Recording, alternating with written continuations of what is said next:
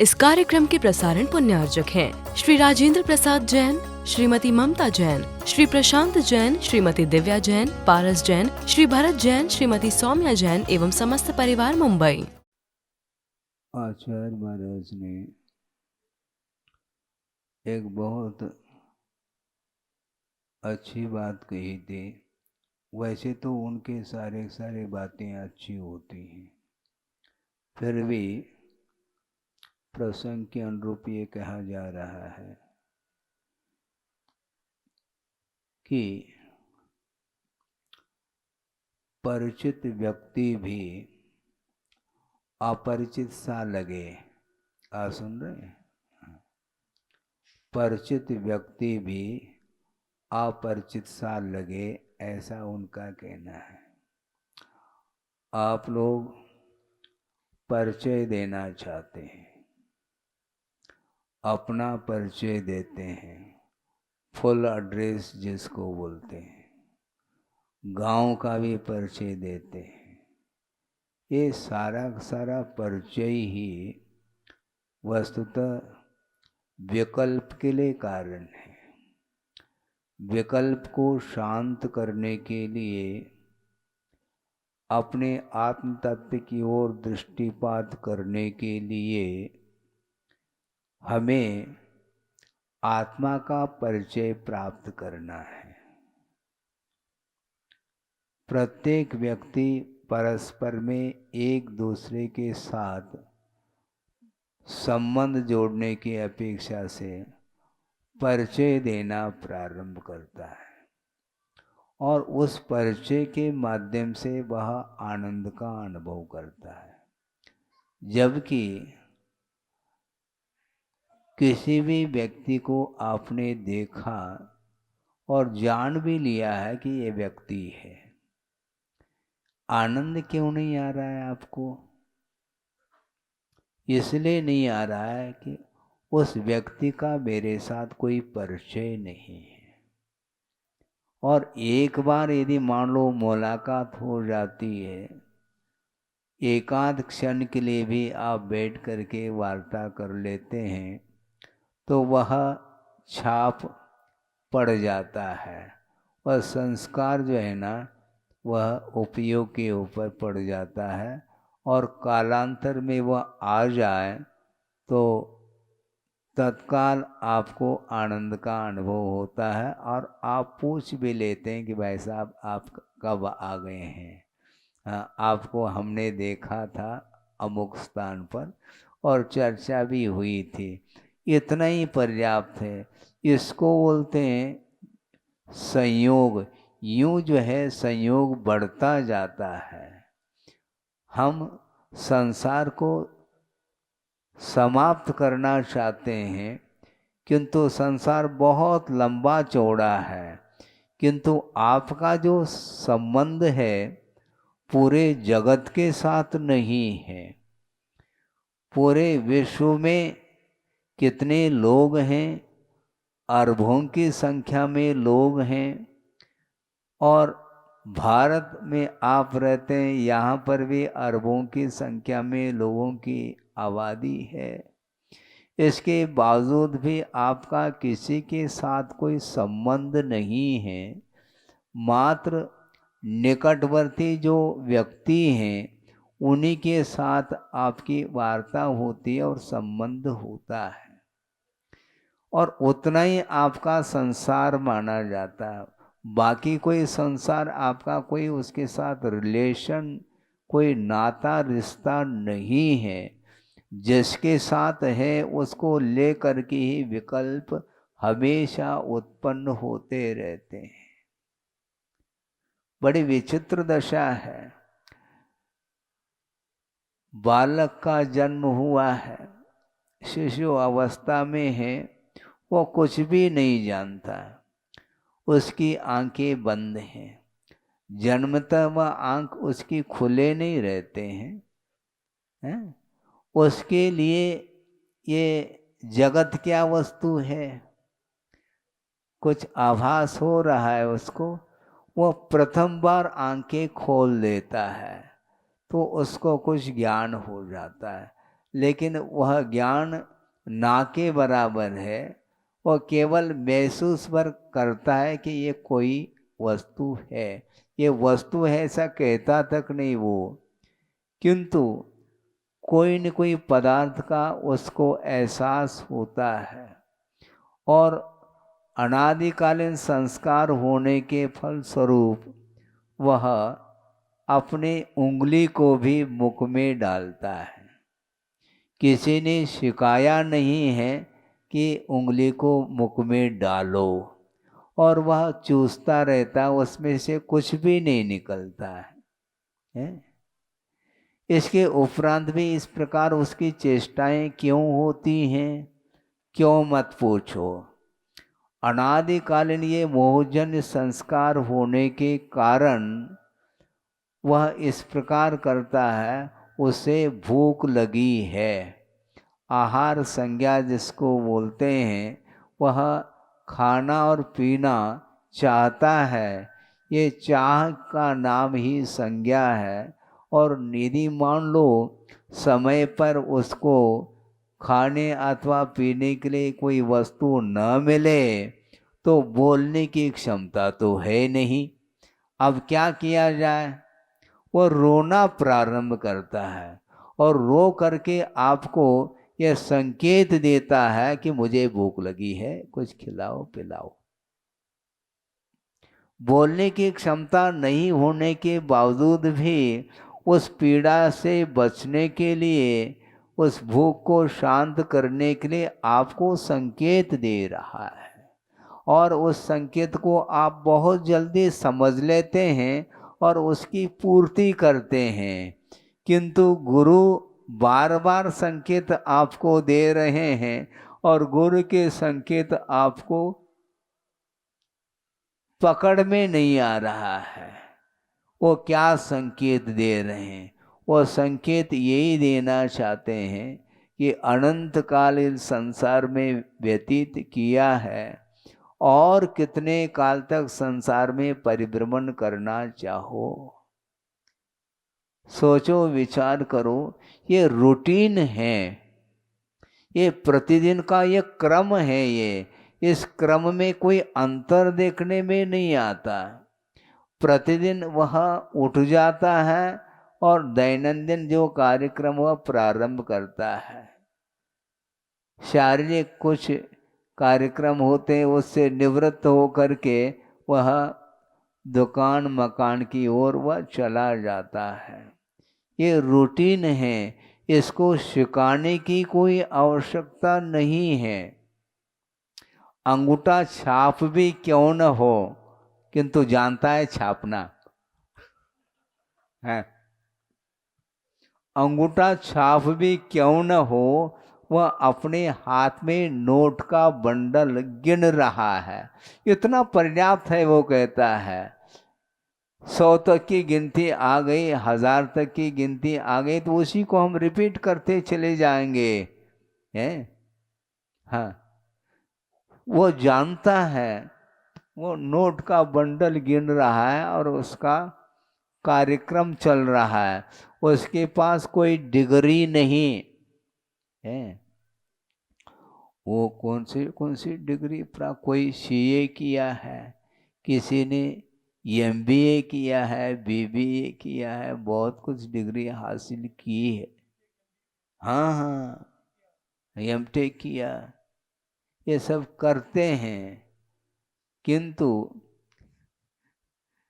MTech करना बहुत आसान है, रामटेक में बैठ करके आत्म ध्यान करना आसान नहीं है। ध्यान रखो।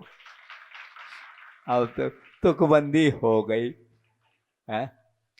तुम बीटेक करो, रामटेक अपने एमटेक करो, कई बार कर चुके हैं, किंतु शांतिनाथ भगवान के चरणों में रह करके अपने आत्म तत्व का अनुभव करना, संवेदन में लाना, ये बहुत कठिन हो रहा है। और जो कठिन है उसी को करने के लिए आचार्यों ने कहा है। कल परसों की बात है, मध्याह्न में प्रसंग आया था। वर्णी जी ने कहा था, उसको आपके सामने रखा। शायद कुछ मध्याह्न में जो लोग नहीं आते हैं उनके लिए ये विषय है। क्योंकि मध्याह्न में क्यों नहीं आते ये सबको ज्ञात है। सुबह महिला वर्ग चौके में काम करता रहता है और मध्याह्न में पुरुष वर्ग दुकान में काम करता रहता है। इसीलिए मध्याह्न में पंचायत इकाई का स्वाध्याय इन दिनों चल रहा है और उसमें प्रसंग हमने दिया था कि वर्णी जी ने ये कहा कि जानने के लिए 3 लोक है। क्या? जानने के लिए 3 लोक है, छोड़ने के लिए 3 वस्तु हैं। कौन से? मोह, राग और द्वेष ये छोड़ने योग्य हैं। जानने लोग ये योग्य तो बहुत अनंतानंत ज्ञेयभूत वस्तु है।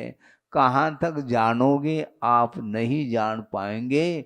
बल्कि आगमकारों का ये कहना है कि अनंतानंत ज्ञेय पदार्थों को जानने की क्षमता एकमात्र केवल ज्ञान में ही है, अन्य ज्ञानों में ये क्षमता है नहीं।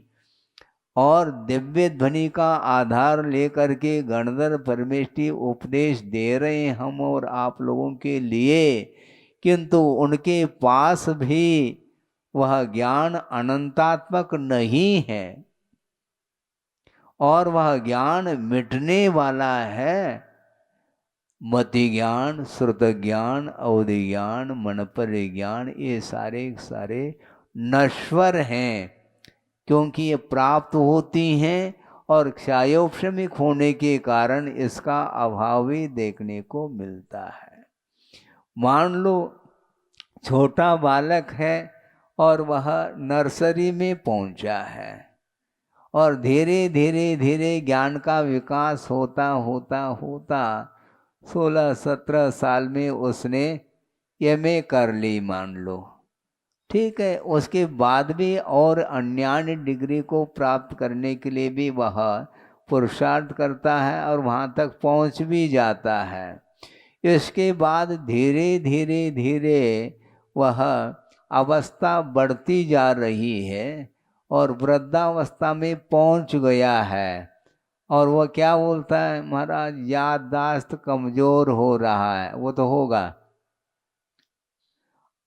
अभी तो तुमने युवा अवस्था में, यंग एज में बहुत सारी डिग्रियों को हासिल किया और उस प्रकार का ज्ञान और अन्य लोगों में नहीं पाया जाता। इस प्रकार आपने ज्ञान का विकास किया और धीरे धीरे वृद्धावस्था में जा कर के वह सारा ज्ञान विस्मृत हो रहा है।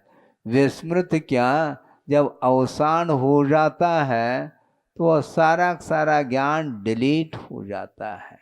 और मान लो संयोग की बात है, वह मनुष्य से पुनः मनुष्य पर्याय को प्राप्त कर लेता है तो मनुष्य बन करके पुनः KG1 LKG UKG पुनः बस्ता लाद करके वह जा रहा है। कहाँ तो उसने डिग्री हासिल की थी विगत भव में और पुनः वापस वही रूटीन हो गया। ये क्यों? क्योंकि ज्ञानावरणी कर्म का क्षोभम कुछ समय के लिए हो जाता है और बाद में उस ज्ञान के ऊपर पुनः आवरण आ जाता है। आप लोग रविवार के दिन हमने देखा है, आप लोग क्या करते हैं, चित्र का अनावरण करते हैं और अगले सप्ताह के लिए पुनः आवरण आ जाता, पुनः अनावरण करते हैं। ये आवरण आता है, पुनः आवरण को हटाया जाता है। इसी प्रकार ज्ञान पर आवरण आ रहा है बार बार और उसको पुरुषार्थ के माध्यम से हटाया भी जा रहा है। ज्ञान हासिल करके पुनः वापस वह आवरणित होने के कारण उसका ज्ञान लुप्त हो जाता है। इसलिए आचार्यों का ये कहना है, ज्ञेय पदार्थ जानने के लिए अनंतानंत है, उसको जानने की कोई आवश्यकता इसलिए नहीं है क्योंकि वह अनंतानंत पदार्थों का जानना मात्र केवल ज्ञान के द्वारा ही हो सकता है, अन्य ज्ञानों के माध्यम से हम नहीं जान सकते हैं। इसलिए उतना जानो। कितना? एक श्लोक आपके सामने रख रहा हूं। अंतो नत्य सुदीनम, श्रुत का अंत नहीं। अंतो नत्य सुदीनम, कालो थो, काल स्थोक है, थोड़ा है। वयम च दुम्मेहा, हम लोगों की जो मति है वह दुर्बुद्धि वाले हैं हम। तन नवर सिक्की यव्वम, उसी को सीख लेना चाहिए। यम जर मरणम खयम कुणदी, जिस ज्ञान के द्वारा जन्म जरा मृत्यु का क्षय हो सके, उतना ही ज्ञान हमें पर्याप्त है, उतना ही सीख लेना चाहिए। बाकी इसका कोई अंत तो है नहीं। और वर्तमान में आप लोगों की जो उम्र है वह सागरोपम आयु को लेकर के है नहीं। बड़े मुश्किल से 60, 70, 80, 90 तक अधिकतम पहुंच जाता है, फिर बाद में वह आयु पूरी हो जाती है। किंतु ये भी ध्यान रखना, ये सकाल मरण के अपेक्षा से कहा, किंतु अकाल मरण के अपेक्षा से कभी भी अवसान हो सकता है। एट ए टाइम, सडनली है। कोई तारीख निश्चित नहीं, डेट निश्चित नहीं, किसी भी हालत में, किसी भी पोजीशन में वह ऑफ हो सकता है। मुख में ग्रास है, रसगुल्ला है, बहुत अच्छा लगता है वो, और मुख में रसगुल्ला है और उसी समय हार्ट फेल हुआ। अब क्या कर लोगे? मुख में ही रहा वो और वह चला गया। कोई भी निश्चित नहीं है। इसलिए आप लोगों को ये सोचना चाहिए कि आप लोग क्या सोचते हैं, महाराज अभी तो खाने पीने के दिन हैं, खेल कूद के दिन हैं, मनोरंजन के दिन हैं, और बाद में हम देख लेंगे। किसको देख लेंगे? मृत्यु को ही देखना है। क्या देखोगे आप? इसलिए इस प्रकार नहीं समझना चाहिए। छोटे बच्चे हो तो फिर भी ठीक है, 8 साल का बालक हो तो फिर भी ठीक है, किंतु 8 के सामने जब एक 0 लग गया है, अभी भी वो सोचता है कि महाराज हम अंत समय में देख लेंगे। अंत कब आएगा? वो कभी भी आ सकता है ना। और दूसरी बात ये है कि वृद्धावस्था में बुद्धि काम नहीं करती, क्योंकि मनोबल भी क्षीण हो चुका है, शारीरिक बल भी क्षीण हो चुका है, और वासनिक बल भी क्षीण हो चुका है। न बोलने की क्षमता, न सोचने की क्षमता, न चलने फिरने की क्षमता, कोई एक्टिविटी धीरे धीरे धीरे समाप्त हो रही है। ये बाल्य अवस्था में और वृद्धावस्था में दोनों अवस्थाएं ये पराधीन रहती हैं। बाल्य अवस्था में अपनी क्रियाओं को वह बालक संपन्न नहीं कर सकता, वह माता पिताओं के माध्यम से ही उसका अनुपालन होता है, पालन पोषण होता है। इसी प्रकार वृद्धावस्था में भी बालक के समान ही उसकी वृत्ति हो जाती है। उसको स्नान कराना पड़ता है और कपड़े पहनाना पड़ता है, उठ नहीं पाता है तो 1-2 व्यक्ति उठाने के लिए लग जाते हैं। उसके बिना वह स्वाधीन हो करके कोई भी क्रिया नहीं कर सकता। इसलिए छड़ालाकार भी बहुत अच्छा रूप दे रहे हैं वृद्धावस्था के लिए। क्या कहा छड़ालाकार ने? अर्ध मृतक सम बूढ़ापनो, कैसे रूप लख्यो आपनो। अर्ध मृतक, पूरा मरा नहीं वो, तो इसका अर्थ बहुत अच्छा निकाला था किसी विद्वान ने, या शायद हो सकता है वर्णी जी ने, कि अर्ध मृतक का अर्थ ये है मरने के बाद 4 व्यक्ति लग जाते हैं, कंधे पर ले जाते हैं, और आधा मृतक है इसलिए 2 व्यक्ति के द्वारा उसको उठाया जा रहा है, इसलिए आधा मरा हुआ है। पूरा मर जाएगा तो 4 व्यक्ति चाहिए है। पन्नालाल जी कोई भी हो, विद्वानों ने ये कहा। अर्थ ये है कि जब तक क्षमता नहीं है तब तक उसका उपयोग नहीं करता। जब क्षमता समाप्त होने को हो जाती है उस समय महाराज मैं क्या करूं, हमारे लिए दिशा बोध दो। भैया दिशा मैं दे दूंगा, किंतु तुम्हारे आंखें काम नहीं कर रही, देखने में नहीं आता मार्ग तुम्हें, मैं क्या आपको मार्ग बताऊं, बताओ। बहुत कठिन है, लेकिन कठिन होने के उपरांत भी संस्कार अनंतकालीन होने के कारण उसकी तृष्णा, उसकी आशा शांत नहीं हो रही, बल्कि निरंतर वृद्धावस्था में और तृष्णा बढ़ती जाती है। हजम करने की क्षमता नहीं, डाइजेस्ट नहीं हो रहा है अन्न, इसके उपरांत भी खाने की लालसा छूटती नहीं। एक कोर खाने की क्षमता नहीं, किंतु और कहता है वो। एक कोर भी खाने की क्षमता नहीं, किंतु और छोर है नहीं उसका। ये अनंत आशा इसी को बोलते हैं।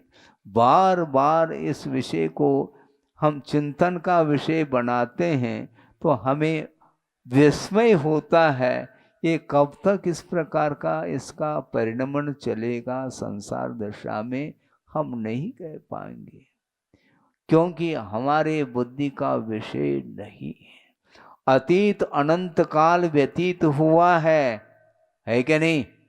हुआ है महाराज। फिर भविष्य कितना है किसी को ज्ञात नहीं, किंतु अतीत अनंत काल से विषयों का उपभोग करता आया है। इसके बाद भी वह जब कभी भी भोजन के लिए बैठता है तो ऐसा महसूस करता है जैसा हमने पूर्व में कभी खाया ही नहीं। इतना वह चाव से खाता है और चाव से भक्ति नहीं करता भगवान की। भोजन तो चाव से करता है, किंतु भगवान की भक्ति तो वह क्या कहें उसके लिए।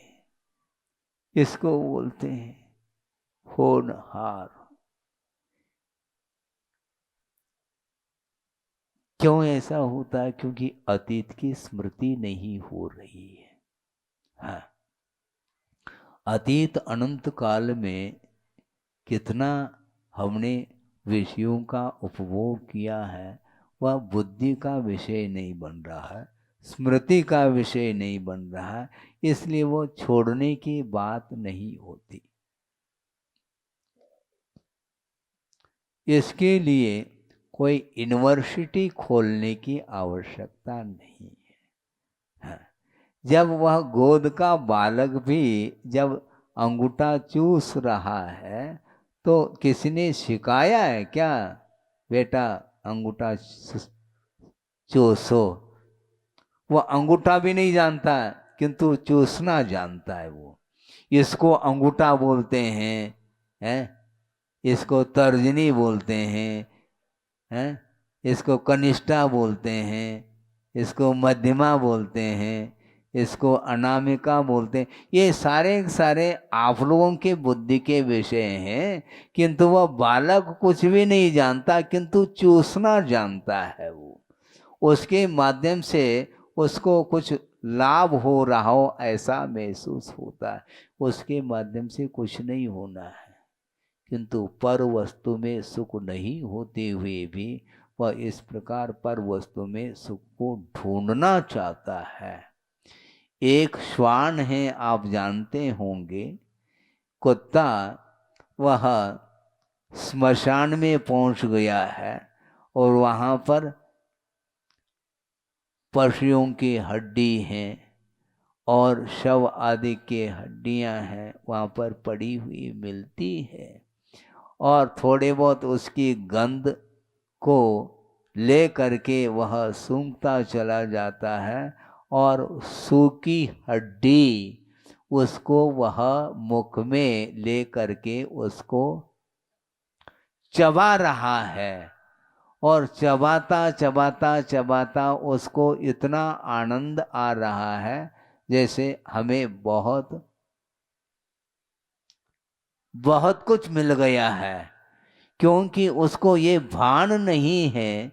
उस हड्डी को चबाने के कारण उसके मुख से मसूड़ों में से वह खून बह रहा है, किंतु वह यह उसको भान हो रहा है कि इस हड्डी में से ही खून हमें प्राप्त हो रहा है।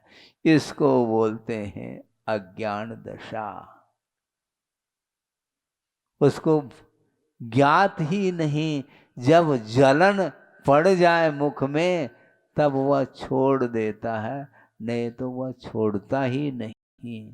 उसी प्रकार संसारी प्राणी के लिए कहा जा रहा है, पंचेंद्र के विषयों के माध्यम से वस्तुतः सुख की उपलब्धि नहीं होती, किंतु प्रत्युत इसके माध्यम से दुख का ही अनुभव करना पड़ता है।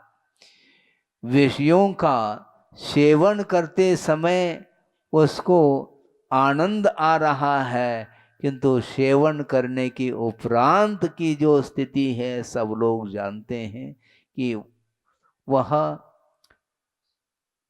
शक्तिहीन अनुभव करता है। शक्ति सब समाप्त हो जाती है तो उस समय सोचता है ये ठीक नहीं किया हमने, किंतु पुनः वह शक्ति को संचित करता है और पुनः उस शक्ति को वह उसमें विषयों में गमा रहा है। आचार्य कहते हैं इस प्रकार करने की अपेक्षा से आपको ये चाहिए कि वस्तुतः पर पदार्थों में सुख नहीं है, आत्मा में सुख है। किंतु महाराज आप तो प्रतिदिन बोल रहे हैं सुबह और शाम आत्मा में सुख है, आत्मा ही नहीं दिखाई देती, हम कैसे देखें आत्मा को? इसको भी हमने मध्याह्न में रखा था। किसी ने कहा कि महाराज आत्मा तो दिखाई नहीं देती, आप आत्मा आत्मा की बात कर रहे हैं, हम कैसा अनुभव करें आत्मा का? मैं दिखाता हूं आपको, आत्मा बैठ जाओ। हमने उनको कहा कि हाथ से अंगारा होते ना, धधकते हुए कोयले के अंगारे होते हैं, उसको थोड़ा सा हाथ में लेकर के आ जाओ। हाथ में ले लें तो समझ में आ जाएगी आत्मा की क्या हालत होती है, आत्मा का क्या स्वरूप है, वह पकड़ में आता है, उसके बगैर नहीं आता।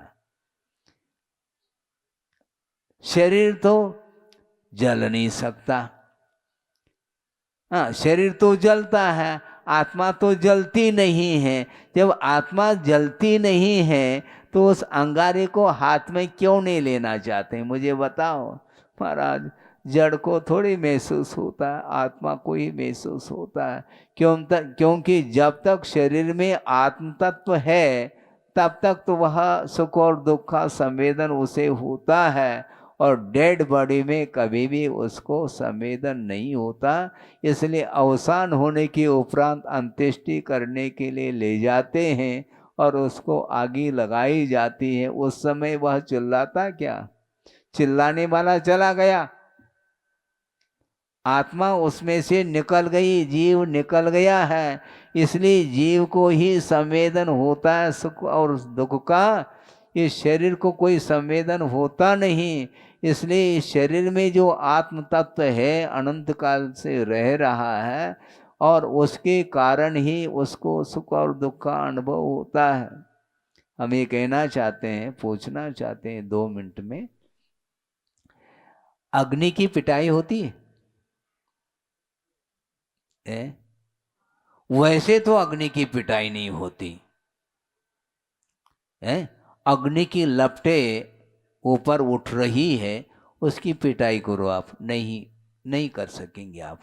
किंतु अग्नि की पिटाई होती है जब वह अग्नि लोह तत्व में प्रविष्ट हो जाए, फिर देख लो उसकी पिटाई घन के माध्यम से उस अग्नि की पिटाई हो रही है। ये ध्यान रखो।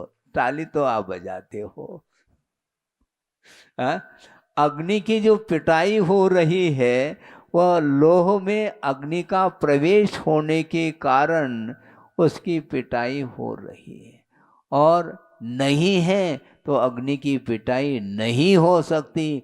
उसी प्रकार यह जीव यदि शरीर में प्रविष्ट ना हो तो उस जीव की पिटाई कोई भी नहीं कर सकता। इसलिए आचार्यों का कहना है इस शरीर से उस आत्म तत्व को, उस जीव को पृथक करो। अनंत काल के लिए उस जीव की पिटाई करने के लिए कोई भी नहीं आ सकता। लेकिन शरीर के प्रति मोह ममत्व भाव बना हुआ है, इसलिए शरीर के सार संभाल करने के लिए वह तत्पर हो जाता है। दिन भर उसकी जो कुछ भी कार्य कर रहा है वह शरीर के पीछे कर रहा है। शरीर यदि नहीं होता है, न दुकान खोलने की आवश्यकता, न मकान की आवश्यकता, किसी की आवश्यकता नहीं है। पेट लगा हुआ है और उसको भरने के लिए वो पेटी को भरने में लग जाता है। पेट को भरना है, लेकिन महाराज पेट तो घंटे भर में भर जाता है, लेकिन पेटी को भरना बहुत आवश्यक है, क्योंकि पेटी यदि नहीं भरेंगे तो हमें कौन खिलाने वाला है। आपको तो भोजन मिल जाएगा बिना पेटी भरे, किंतु हमारा पेट तो नहीं भर सकता, क्योंकि हम पेटी भी नहीं भरते। ये ध्यान रखो। किंतु 10 बजे पहुंच जाएंगे हम। न हमने रसोई बनाई है, न कोई वित्त का अर्जन किया है, इसके बाद भी हम पहुंचेंगे और आहार लेकर के आएंगे।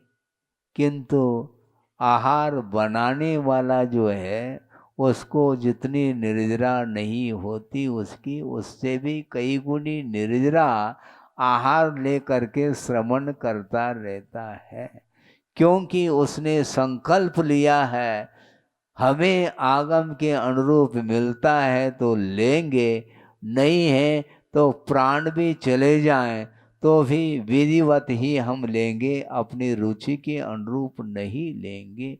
ये संकल्प है उसका। इस प्रकार दृढ़ संकल्प ले करके वह साधना में रत है। जीवन भर के लिए उन्होंने ये संकल्प लिया है कि अब हम किसी भी प्रकार से आगम से हट करके कोई भी चर्या नहीं करेंगे। इसलिए शरीर के लिए मिले लाभ हो तो ठीक है, अलाभ में भी लाभ के समान वह महसूस करता है। किसी भी प्रकार से उसके अंदर कालुष्य भाव नहीं आता। इसको बोलते हैं शरीर के प्रति निरीहता, निर्ममत्व भाव। इस प्रकार शरीर के प्रति निर्ममत्व भाव रखने से ही आत्मा का विकास हो सकता है और शरीर से हम अपने आप को पृथक महसूस कर सकते हैं। और एक बार शरीर से वह आत्म तत्व पृथक हो जाए तो अनंत काल के लिए वह आत्मिक सुख का ही अनुभव करेगा, जिसका कोई अंत नहीं है। वह अनंतात्मक सुख है और वह एक समय में अनंत सुख का अनुभव करता है और अनंतर समय में वह उसी सुख का अनुभव नहीं करता। नया नया, क्योंकि वह पर्याय व्यतीत हो चुकी है। एक समय में जो संवेदन में आया है वह अनंतर समय में वह इससे भिन्न ही संवेदन में आएगा। इस प्रकार अनंत काल के लिए प्रति समय अनंत अनंत सुख का अनुभव करता हुआ स्वाधीनता के साथ व्यतीत करता है। इसी प्रकार हम लोगों के लिए भी स्वाधीन सुख को प्राप्त करने के लिए उपदेश दिया है और उस उपदेश को भी हमने आगम के आधार से आपके सामने रखा है। हमने और कुछ ज़्यादा बताने का हम पुरुषार्थ करते ही नहीं। हम केवल दोहराते रहते हैं।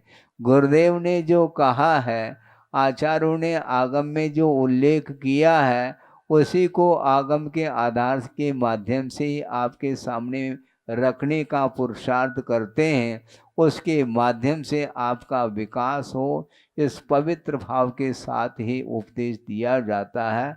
और उस उपदेश के माध्यम से स्व का भी कल्याण होता है और पर का भी कल्याण होता है, और सबका कल्याण हो, इस पवित्र भावना के साथ अहिंसा परमो धर्म की जय। बोधि समाधि परिणाम शुद्धि स्वात्मोपलब्धि शिव शोक सिद्धि चिंतामणिम चिंतित वस्तुदाने त्वामंद मानस्य ममास्तु। इस कार्यक्रम के प्रसारण पुण्यार्चक थे श्री राजेंद्र प्रसाद जैन, श्रीमती ममता जैन, श्री प्रशांत जैन, श्रीमती दिव्या जैन, पारस जैन, श्री भरत जैन, श्रीमती सौम्या जैन एवं समस्त परिवार, मुंबई।